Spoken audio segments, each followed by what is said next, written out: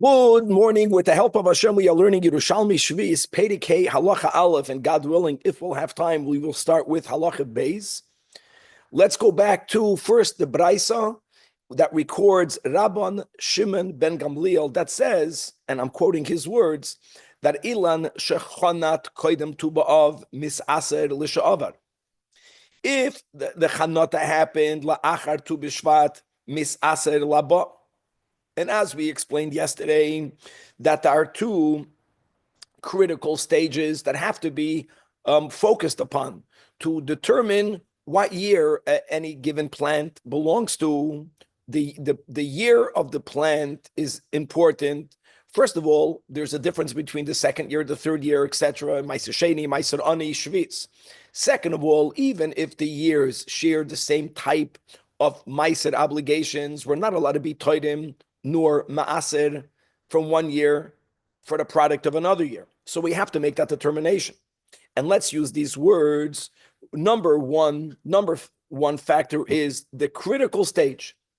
Critical stage could be, I'm going back in the Masechta, the Hashrasha, the Chanata, which is generally the rule of the tree, Shlish, by the vegetables, right? What did we learn? Basar, likitasai, isurai, the picking. So there is the critical stage. And yes, by trees, the rule is the critical stage is when it emerges, when there is its chanata.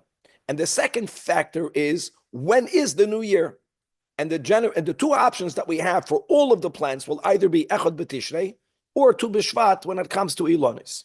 And that's Rashbag, that if a tree Chanata is the critical factor.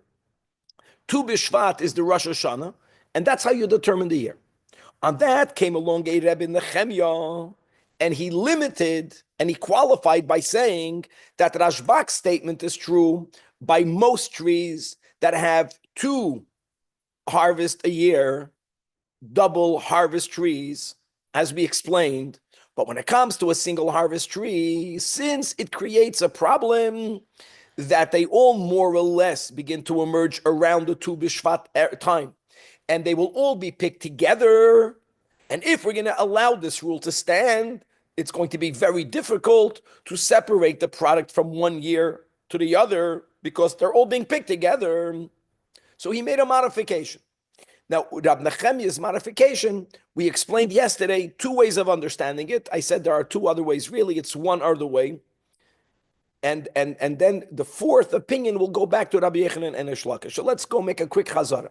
Rabbi Yechanan and Reish Lakish understood that what Rab Nehemiah is saying is that by a single harvest tree, the chanata is that which changes. The critical stage is that which changes. No longer is it a chanata, it becomes a third. And this resolves the problem. Because they all hit the stage of a third after Tu B'Shvat. You won't have a mixture. The problem will be resolved. However, the year is still the Tu B'Shvat. Then we learned that the Chachamim in Bavel, they also heard the statement of Rabbi Nehemiah, but they understood it in a different way, in the opposite way. That Rabbi Nehemiah is not modifying the critical stage. Rabbi Nehemiah will say that by all trees, even by single harvest trees, the chanata is the critical stage. The resolution to the problem is that the year is not Tu B'Shvat, the year is going to be Echad B'Tishrei. And here again, all of these trees, whether the the chanata happens prior to Tu B'Shvat or after Tu B'Shvat, it always happens after Echad B'Tishrei, and therefore you resolve the issue that you will know when you pick the tree, they will all belong to the same year. That is where we left off. We're going to continue a little bit more back and forth according to the understanding of the Chachamim, the Hasam, according to the Chachamim in Bavel, again, that the Chanata is always going to be the critical stage. What we change, double harvest, single harvest, is the Rosh Hashanah. And what we will introduce today will be a third approach, that what Nehemiah meant is he changed both. Tarvayu akar. That number one, a single harvest tree, the critical stage is a third. And more than that, not only is it about a third, but the Rosh Hashanah is Echad B'Tishrei, which also resolves the problem. we will have a problem with that understanding. This third understanding is the understanding of Rabbi Yosa, and it will become problematic. The Gemara is going to go back. A fourth opinion concurs with the Shita of Rabbi Yechanan and Eish Lakish that Tu B'Shvat will always be the new year. Elama, we do differentiate double harvest, single harvest, like Rab Nechemia, whether the critical stage is the Chanata, which is the Din Doiraisa, versus the rabbinic modification to simplify things, that the Shlish will be the determining factor. Now, because of this back and forth, we will actually learn a lot of details about how plants work and how they develop. We're going to have a very interesting question. The premise of the question, we'll speak out what we get. I'll say the words and then we'll go into the depth of the question. That according to Rabbi Yechanan and Eish Lakish, that it's about a third and Tu B'Shvat. Why don't we say, I know it's a theoretical question, that wouldn't work. My question is not shaykh if it's about Chanata. If we are looking at the emerging, just to know how things work, the rains that go into the tree, that become sap, when the tree begins to emerge, when the fruit begins to emerge, all of the waters... Not sap, sapling. No. There is something in the tree that gives... Doesn't come out from the radar. There's something in the tree that I'm going to call sap that gives vitality and koyach for the tree to produce fruit. Let's call it water, Danny. The rains prior to Tu B'Shvat are sufficient for the entire fruit. Mamish. Even though additional rains will give the tree more sap, more water, that's fine. But the chanata, this is going back to Masechtas Rosh Hashanah. Beis Hillel, Beis Shammai, why is Shvat, Echad B'Shvat, Tu B'Shvat, why is it Rosh Hashanah Leilanos? Because you should know, trees go to sleep. They hibernate, mamish, and they wake up around Echad B'Shvat or Tu B'Shvat. While they are sleeping, like a human being, they get their koyach back. And that includes, they need moisture, they need water. And once they wake up, they have the highest, they have enough energy to work for the next year. Imagine if we would be able to sleep for a couple of months and then work for the other couple of months. I don't know how good that would be, how bad. God made it for us. Every day we sleep, every day we wake up. Chanata is one logic. The moment you introduce a third, there's going to be a problem. The problem will be that, what's the magic of a third? What happens by a third? Well, like I mentioned, the main vitality, liquid water sap that a tree needs, it already got prior to the Chanata. But if we're saying, the Chanata is not enough, the critical stage is a third, well, because new rains add more vitality. Why don't we say that the third of the fruit that became ready before Tu B'Shvat belongs to the past year? I got it. It belongs to the previous year. But the next 2/3 should belong to the following year. Hold the thought. We're going to get to that. And because of this question, we're going to learn about the nature of the world, how things work, and how the development of the first third is a lot more difficult. It takes a lot more time. It takes a lot more out of the tree versus the development of the next 2/3. Rab Ze'edo began to give the Chevra and the Yeshiva such information about the botanical world that they all of a sudden they said, "Oh, he's like the big expert in botanics," which he was. It's a big chachma, this. Okay, this is going to be the end of this topic. We're going to go back, if you remember, in Halacha Aleph, we had at the end these Persian kevan, these Persian date palms, parsois. Rabbi Yehuda says it takes 2 years to develop. The Chachamim say no, and you can't have a machlokes and metzias. So we're going to have to push it, explain what's the machlokes in the Mishnah that we said we'll say by Daf Lamed Hamid Beis. That's today, God willing, for sure. And hopefully we'll begin to learn the new Mishnah. And you know what? I'll leave the introduction for Halacha Beis if we make it there to get there. We left off on Daf Lamed Dalid Amid Beis, 3 lines before the bottom of the Amid by the dots. Hasiv Rab Yudan Bar Palya. I just want to again remind everyone. We already explained Rabbi Yechanan and Eish Lakish that say that Chanata Yakar, the critical stage, is a shlish. Rosh Hashanah is Tu B'Shvat. The Chachamim in Bavel, they understood Rab Nechemia to mean that Chanata is always going to be the critical stage by fruits. That's the way it works. By vegetables, when you pick them. By Tfuah, a shlish. We learned legumes, hashrasha. If you remember that we had this over here a couple of daf ago, and by fruits it's chanata. That's nothing to talk about. What did Rab Nechemia modify? What is he saying? The sages modified the Rosh Hashanah.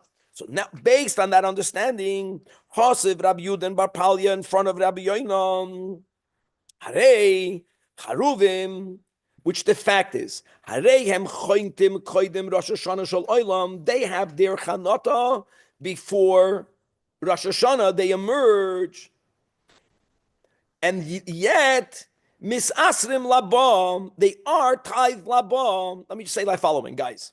First of all, Charavim, a carob tree, is a single harvest tree. Just let me remind everyone. According to Rabbi Yechanan and Ish Lakish, what did we say, Vlad?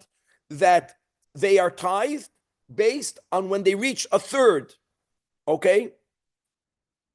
Carobs only reach a third in the new year. That's Vadai.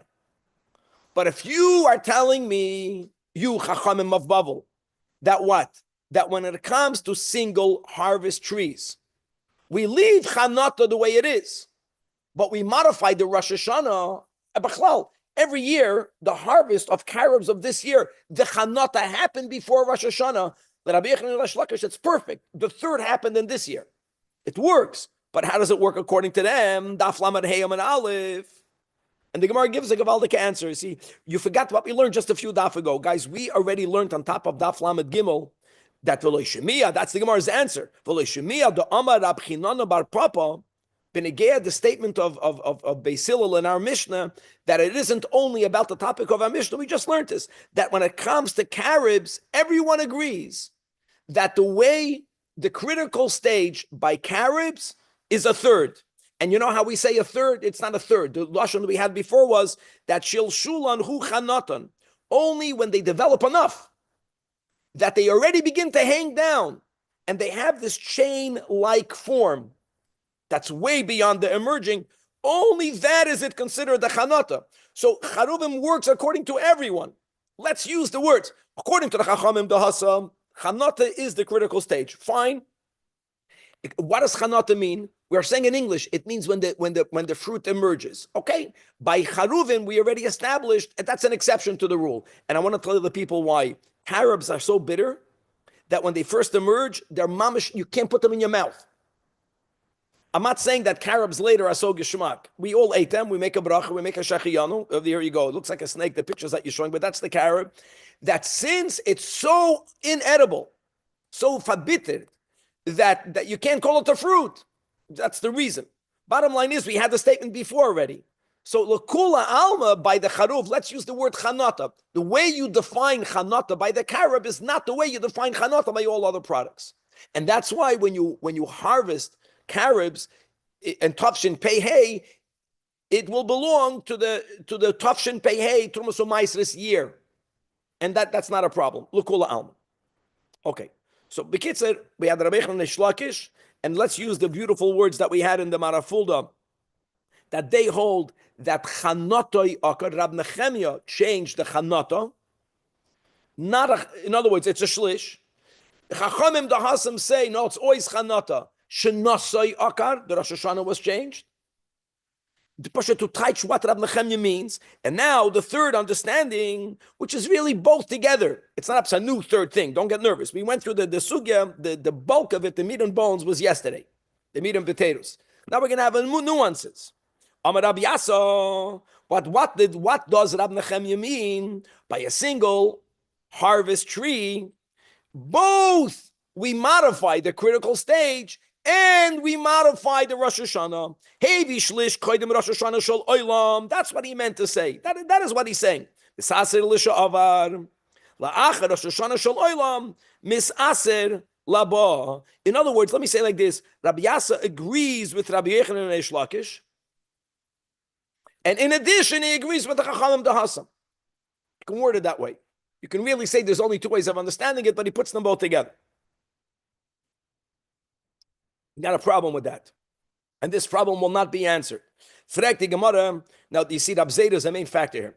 Here, Rab Zeta gave a question, and then Rab Zeta made a statement, even though there's no answer. First, his question.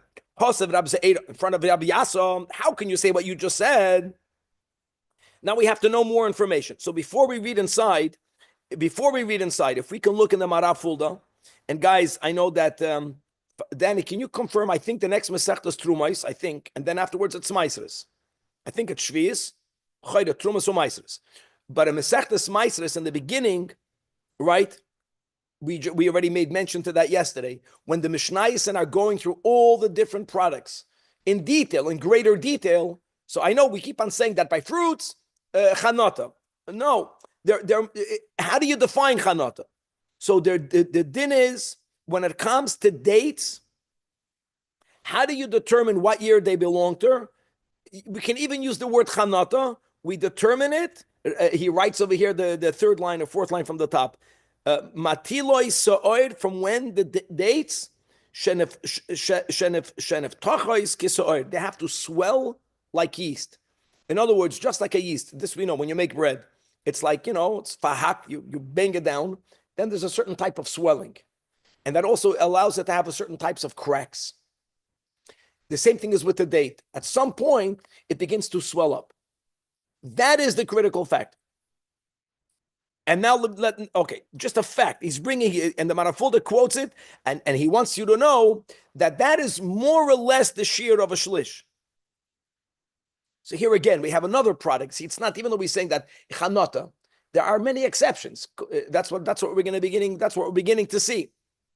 So that's by a date. It's instead of saying a third, the way the Chazal said it, it's the same shear. Says the Marafulda. It's from when the date begins to swell up like a yeast, like a dough. Didn't we learn that an esrog has its own as well? Very good, Danny. We're going to get there today about the esrog. That by esrog, that we learned at the beginning of, I think even of Masechtas Kedushin also. We have the din of Zav in the beginning. We had the din of an esrog. That in many things it's compared to one thing, but it's like a vegetable. That an esrog is b'shas l'kitasa yisure. Very good. Invite another exception. So what's the problem? So frek the Gemara, sometimes the mitzis, you have to see that Zeta was a botanical expert. Shahashane mafilois, that when it comes to fruits maturing, some years are years in which they begin to mature late. In English, it's called a baby boomer, right? I think that's what it means.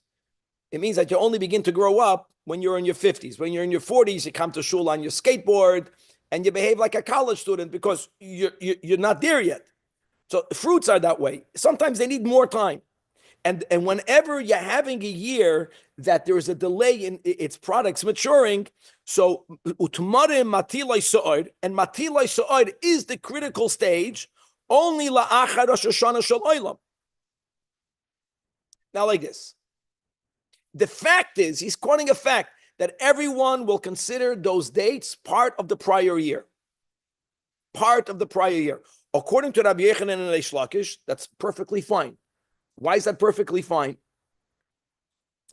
Because it's about Tu B'Shvat. Even when it, like we kept on mentioning, guys, this is an interesting thing. Let's go back to Rabbi Shimon ben Gamliel, before the exceptions. That means that even though today, what year are we in the Shemitah cycle? I'm just curious. Shemitah was 2 years ago, I think. Are we in the third year? I think we're in the third year of the Shemitah cycle. So you would say this year you have to give Meiser Ani. So we keep on learning, not so simple. If the Chanata happened before Tu B'Shvat, on Tavshin Pei, it belongs to the prior year. Gavaldik. Another thing, according to the Rabbanon Dohasam, on a single harvest tree, the Chachamim said Chanata is what counts. These dates have the Chanata before Rosh Hashanah. But if you, Rabbi Yasser, are saying, no. What he's saying is when you have a single harvest tree, it's a shlish and Rosh Hashanah shel olam. If that would be the case, then in the years where the dates develop late, where they only reach the shlish after Rosh Hashanah, they reach the shlish before Tu B'Shvat, but after Rosh Hashanah, then it should belong to the current year. But no one does it that way. It doesn't fit what Rabbi Yasser is saying. In other words, sorry, why do we keep mentioning Rosh Hashanah instead of Tu B'Shvat? Because when I say the word Rosh Hashanah, thank you, okay, when I say Rosh Hashanah, I always mean Echad B'Tishrei. And like we keep on mentioning, there are two factors we have to look at. Tu B'Shvat. Critical stage of development, Hashrasha, Chanata, V'chulei Shlish, Nikita, and the Rosh Hashanah. Tu B'Shvat or Echad B'Tishrei. Thank you. So you're saying it's both. It doesn't fit. There's no answer for this. Can be. All what Rab Zeta does right now, Amar Rab Zeta is not an answer. Rab Zeta is saying that I understand why Rabbi Yasa said what he said. I know why he said what he said. And we went through this yesterday. That Amar Rab Zeta loimin date hava Rabbi Yasa Amar Hadam Milsa. He did not come to the third on his own. And I'm not going to repeat the Gemara we learned yesterday, but Rabbi Yechanan made a statement about the minhag ha'olam by Charuvim. And a Shlokish asked him a kasha. And we explained yesterday that his statement and the question and the fact that Rabbi Yechanan didn't have an answer all proves that both Rabbi Yechanan and Reish Lakish understood that Rab Nechemia is saying that by a single harvest tree, you don't change the Rosh Hashanah. It remains Tu B'Shvat. It's not Echad, it's not Rosh Hashanah Shel Olam. It's not Echad B'Tishrei. But they changed the critical stage. In other words, he did not make this up. The only mistake that Rabbi Yassim made is that if you're going to go with Rabbi Yechanan and Reish Lakish, then stick to Tu B'Shvat. Then there won't be a kasha of the dates.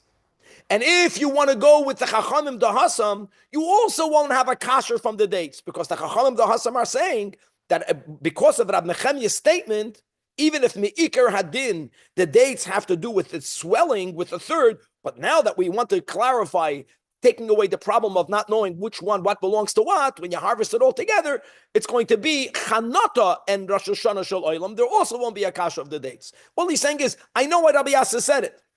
I know where he got it from.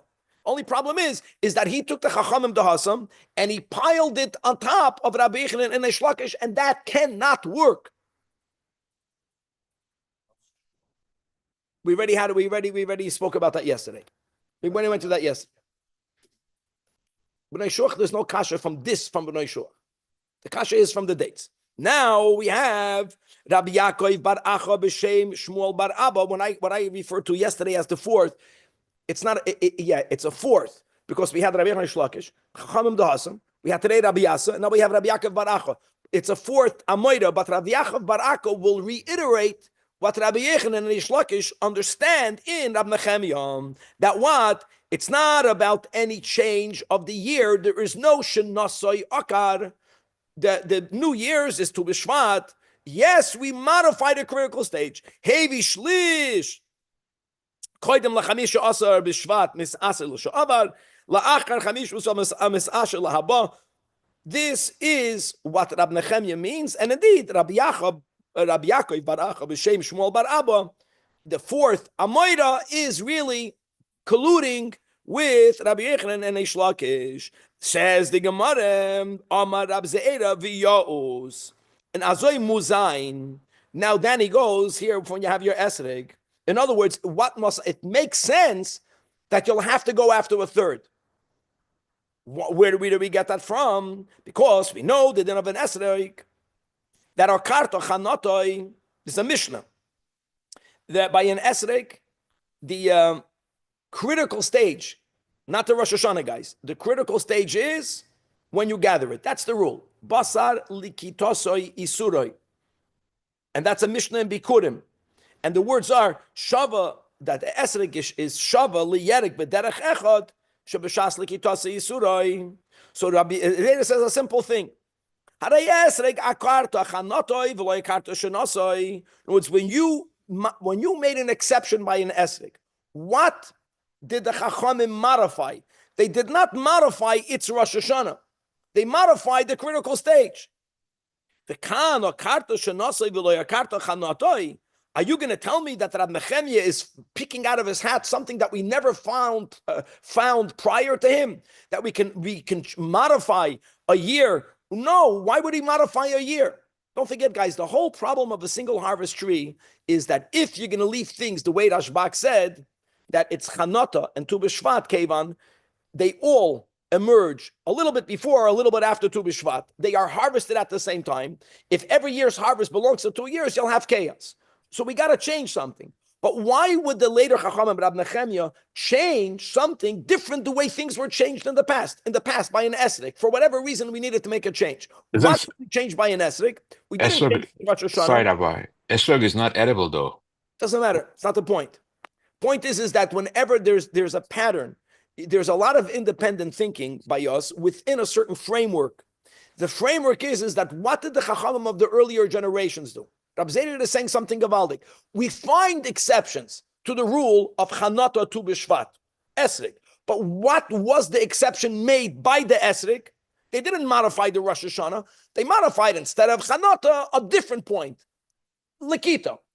So if you're going to tell me that by a single harvest tree we have to modify something, why? Then what we should modify is what we already learned is modifiable. Instead of making the critical stage Chanata, by the single harvest, make it a third. It's enough. It solves the problem. We don't find the precedent that we change by a tree, by fruits, a Rosh Hashanah. Why would we do that? That's why it makes sense. So now really we have Rabbi Yechanan, and Eish Lakish, and Rav Yaakov bar Acha b'shem Shmuel bar Abba, and Rav Zajac. They're all agreeing with the option of the understanding in Ab Nechemya. Now we have a kasha, like we explained. Let me say again something like this. As long as you're leaving the Chanata as the critical stage, there's a reason behind it. The reason is that the sap of the tree, the liquid in the tree that is needed to produce the fruits, basically are gathered from whatever happened before Tu B'Shvat. It's like when you open up a business and you have to have a certain amount of capital. I know that new capital is even better, but you have enough to begin. That's the way Hashem made it. That's why the rain season in the Holy Land is Taker Mar Cheshvan, it's an Kislev, and there's the earlier rains, the middle rains, the later rains. Generally, it's stopping to rain. And it doesn't mean it stopped to rain. It doesn't mean that the new rains won't be a new influx of capital. It's good. But it's done. Chanata makes sense. The moment you modify the Chanata, you're saying it's a third. So if it's saying by a third, I would argue that I get it. That if a fruit is ready a third before Tu B'Shvat, that third belongs to the prior year. But maybe, why wouldn't we say the other 2/3 of the fruit belong to the new year? That's the Gemara's kash. Rabun barchia ba'a kami Rab Zajac oy bazoi ma'ata, which means if anything has to be modified, modify the critical stage. The Rosh Hashanah we're never modifying. Okay, but what are you modifying it to? What's the logic of a third? By this, guys, by Tfuah we mentioned, the logic of a third is that when a grain reaches a third of its maximum maturity, it has the power to procreate. There's a logic behind the third. Now it can, but we're not using this logic. We're looking for another logic. Why don't we say, Me'ata shlish odisha, and you're right. If it hit the third before Tu B'Shvat, l'shaver. But why don't we say that shlish hasheni should be laba? Ushlishi hasheni, doesn't mean the second shlish vlad is the second and the third. No, the next 2/3 should belong to the new year. Now, will that create chaos? Yes, it will. Point is, so you're back to the chaos. Maybe that's why you have to modify the Rosh Hashanah. Amrulay, Rab Zajac says you don't understand how plants work. That shlish harishan is kasha lavai. It takes the most to create the first third. Mikiven shuhu bam. Once that first third comes, miyad hu gadel. Gavaldik. In other words, really, the last 2/3 grow from the sap that developed in the tree during the growth of the first third. We're going back to the sap. Yes, more water will be even better. We know that. But it's the same logic. He's saying like children. But my children, if I didn't grow up, how do I expect my children to grow up? But Vlad is thinking that the greatest growth isn't that he's right. Vlad has amazing kids, so do I. But other people can argue otherwise. I see a different logic. But there's a lot of correlations. There's a lot to learn from all of these Gemaras. When he made that statement, now people didn't know, but he's speaking about how it works. So Amar Abba, either one girsa is Ke'aris Uman Yalaf Le Rab Zajac, or Rab Zajac is like an expert sharecropper. Other people say, Rabbi is saying, another version, another girsa is Min Aris Uman. He learned it from a great sharecropper. Or he is the great sharecropper. Not because he worked, because Sayyid Hashem Liyadeyav, could be he also worked on the ground. Rab Zajac was the expert in how things work. And we're gonna back him up. Shmuel Amar, the big doctor. That what? And let's look, let's go away from the fruit. Let's look at the, I'm afraid to say the word because when I pronounce it wrong, I have Rachmanas on my Gabayim. I love him. Foliage. Foliage. Good enough. And not foliage. I know what not. Nachamal, Danny, one more time. I ruined it. Foliage. Foliage, a pshita. Sheet in Yoimin, it takes 60 days to develop only 6 leaves. In 60 days, you have 6 leaves. And in the next 6 days, you have another 6D leaves. How great is that? Why? Because the beginning, kolas cholas kashus. Getting the Eden project building up on the first story was the hardest thing. Now we're already beginning the 3rd story. And that's how it works in life. The You geld begin by, tegen. huh? And the geld tegen. The geld amen. The truth is the geld teichet. You can't compare. You have a dream. It's much harder to raise money. When there's a reality, it's theoretically easier to raise money. But the money's not there. But the geld is not l'chaim, guys. God is great. Okay, weiter. Honey, this is gavaldik. Look at this. There's a brisa. And again, guys, one thing is for sure. We avoid the machlekes and mitzias because there's no such a thing as a machlekes and mitzias.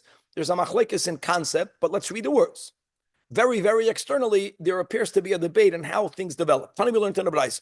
Rabban Shemamen Gamli Aloimer Mohoitzoas Alin Va'ada Pagin. Guys, Pagin is a fig, just to know how it works. Paga Pagin. We have to get familiar with this, but we're going to be in this for many, probably many years still. So like this, that Mohoitzoas Alin Va'ada Pagin, we're speaking about a fig tree. From when the leaves begin to emerge until the Chanata begins, the beginning of the fig takes 50 days, 50. Min hapagin va'ad hashisin hanoivlois. Now from the pagin, which is just emerging, until when the fruit is a third mature. Now guys, a third mature is a very critical factor. Not by fruits, but b'chlal. When something reaches a third of its maturity, b'di'eved, you can already eat it. So that's a big thing. And then, from when it reaches the third until it becomes banafai te'enim, another 50 days. So what do you see? You see that the amount of time that it takes to grow 1/3, that same amount of time it's going to grow 2/3. Is a raya that the beginning is a lot harder. Takes everything out of it. That's why there would be a logic when you have to make a modification of the critical stage that the third is a logic. And to say that if you hit the third before Tu B'Shvat, all of it belongs to the prior year. Now, Rabbi argues with the 50-day interval. He makes it into a 40-day interval. Rabbi Yomer, Kulan Arboim Yoim. And of course, you have to know how to define Chanata. You have to know how to define the Shisin. You have to know how to define the Ta'ena. You have to know how to define it. So they're not debating the Metzias. They're debating when is it called a Pag, according to Rabbi, a little bit 10 days earlier. When is it called already a Chanata? A little bit earlier. When is it called a third? A little bit earlier. When is it called fully ready? A little bit earlier. Rashbag wanted everything to be developed even more. The machlokes is a halachic machlokes, but the nakuda is from both of them we see, from both, that the time that it takes 1/3, you would say, well, if it takes 40 days or 50 days for 1/3, then for 2/3 it should take now double that. Doesn't work that way. Furthermore, says the Gemara, let's go more. Laka te'ena, if you pick a just ripened fig and you don't know when it had its chanata, and by figs, right? Let's go by figs. We're not speaking about a single harvest. A fig is a classic double harvest tree.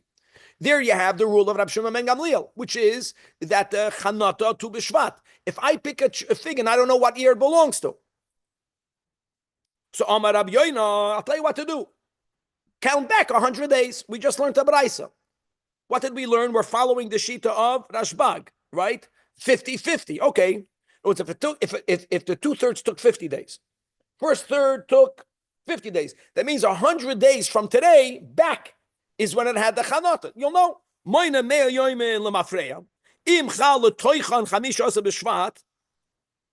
Right? So now you say chanata. Very simple. If 100 days takes you behind Tu B'Shvat, it belongs to the prior year. If you go back 100 days and you are still after Tu B'Shvat, then you belong to the new year. Bottom line is that Rabbi Yoina is paskening like Rabbi Shimon ben Gamliel, but we got the point. Okay. Now, what we have to close up, before we go to the next Mishnah, is what's the machlokes that we had at the end of Halacha Aleph. I'm just quoting the words. Rabbi Yehuda Omer, Haparsois, I'm quoting the words of the Mishnah. Shvi'is shalahem is Motzoi Shvi'is. In other words, he's saying, I'm taking the logic of B'nai Shuach. You're telling me it takes 3 years. Beautiful. These Persian date palms, they take 2 years. Take 2 years. So same thing. Same thing. So the Kedusha of Shvius is what year did it become a fruit? Let's still go with, it's a double harvest tree, Vlad. It's Chanata to B'Shvat. If the Chanata happened after Tu B'Shvat on Shvius, it has Kedusha Shvius. Happens to be that this Parsois, they won't be picked Shvius. They will only be picked Matzoi Shvius. That's the Enochanami. So the first year of the Shemitah cycle, that's when these Parsois dates, that's when they have Kedusha Shvius. The Chachamim say, no, we only apply this to B'nai Shuach. How can they have such a debate? If it takes 2 years to sit on the tree, not 3 years, so then whatever became Kadosh on Shvius, which you will only pick Motzoi Shvius, that should have Kedusha Shvius then. So the Gemara is going to say that really there were Parsois. Huh? Also confusing. I know, that's confusing, that I know. But why? But you'll have to do that. And the answer is that there were Parsois planted in Tiberia, and there were Parsois planted in Sipoidin, and they were different. And some of them, in other words, the ones that were planted in Tiberia, they take a grow. They are picked the year that they emerged. They are picked. They are ready the year that they emerged. The ones that grow in Sipoidin, they need 2 years. They need the year and the next year. And this is something that you find in more detail in a brayso the Gemara is bringing. That Amrulai, the Chachamim told Rabbi Yehuda, why are you telling me that it's Matzoi Shvis? It's not true. They told him, Bahadei Imcha B'Tiveria. Don't you know that our parsoy is growing with you in Tiberias, Ira Kodesh, and those trees, Oisim Lashana Achas. If they emerged on Shvius, they'll be picked on Shvius. So Amr Lahem, he responded to them, you're right. You're right that the ones that grow in Tiberia only need 1 year to develop. But you also have to agree, don't you know that with you, if you're going to Tzipoiden, those parsois, day trees, so hold on. So let me just tie up. Yerushalmi is mekatzer. Everyone agrees if you're buying parsois that you know grew in Tiberia, it takes 1 year. Whatever was picked on Shvius has Kedusha Shvius. Everyone agrees to that. Everyone agrees if you buy parsois that you know grew in Sipoidin, so whatever is picked on the first year of the cycle, that has Kedusha Shvius. No one is debating. The debate between Rabbi Yehuda and the Chachamim is what happens if you buy parsois, nishtahed and nishtahin, you buy it out there, you don't know where it came from. We learned a lot about these halachas, I think 2 Masechtas ago, I think it was in Peah, about where do you follow a roiv, where you do not follow a roiv. We're speaking about that the vendors, either he doesn't keep Shemitah, doesn't keep these halachas, he's not Neman, or it's a Nadju, that Bechlal is not Neman in these halachas. So now you have to determine what to do. And see, I'm just trying to avoid a machlokes and mitzias, but let's go at least with this nuance, that Rabbi Yehuda is of the opinion that we view the roiv as coming from Tzipoiden. So therefore, whenever there's a doubt, you have to by default go Matzoi Shvius. The Chachamim hold, unless you know that they came from Tzipoiden, the default is that they came from Tiberia. Are you saying they're disputing which is the Raiv? I can't word it that way because that's again a machlokes and mitzias. Maybe there's a dispute on how to understand roiv. There has to be some. I don't know. It's not fully worked out. What it cannot be is a machlokes and mitzias. That's all I'm saying. And yeah, we're speaking about the ruba de lesakamon. You have all different types. This is a ruba de lesakamon.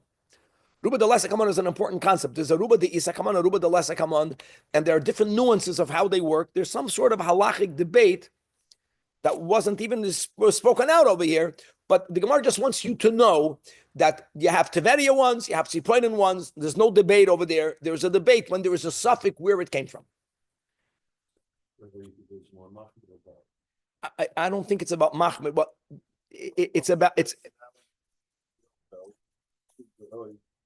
Goes into. You have to, I think. Listen, I didn't work it out. There has to be.